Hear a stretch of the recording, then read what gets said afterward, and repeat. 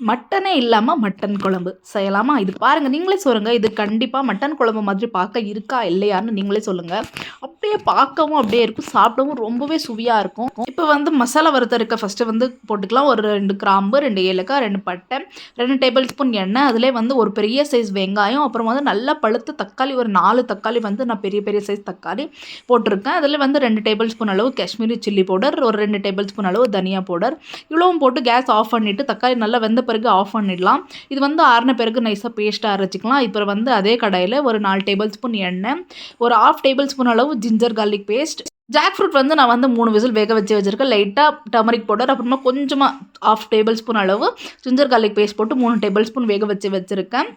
அது வந்து ஆட் பண்ணிவிட்டு அதிலே கொஞ்சமாக வந்து சால்ட், அப்புறமா 2 க்ரீன் சில்லி போட்டு நல்லா வந்து வதக்கி விட்டுக்கலாம். ஒரு 5 நிமிஷம் நல்லா வதங்கட்டும். அதிலே வந்து கொஞ்சமாக வந்து கொத்தமல்லி, புதினா போட்டு நல்லா மிக்ஸ் பண்ணி விட்டுட்டு, இப்போ அரைச்ச பேஸ்ட் வந்து அதிலே வந்து போட்டுக்கலாம். போட்டுட்டு நல்லா வந்து மிக்ஸ் பண்ணி விட்டுக்கோங்க. நல்லா மிக்ஸ் பண்ணி விட்டுட்டு எக்ஸ்ட்ரா இப்போ நம்ம வந்து எந்த காரமும் எதுவும் போட தேவையில்லை.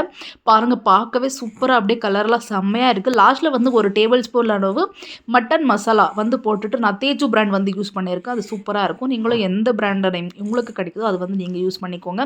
அவ்வளோதான். ஒரு 10 நிமிஷம் அப்படியே சிம்மில் வச்சு வேக வச்சா சூப்பரான jackfruit mutton gravy ready. கண்டிப்பாக ட்ரை பண்ணி பாருங்கள், ரொம்பவே சுவையாக இருக்கும். இந்த மாதிரி நிறைய ரெசிபிஸ் பார்க்க நம்ம சேனலில் மறக்காமல் சப்ஸ்கிரைப் பண்ணிக்கோங்க. தேங்க்யூ ஃபார் வாட்சிங்.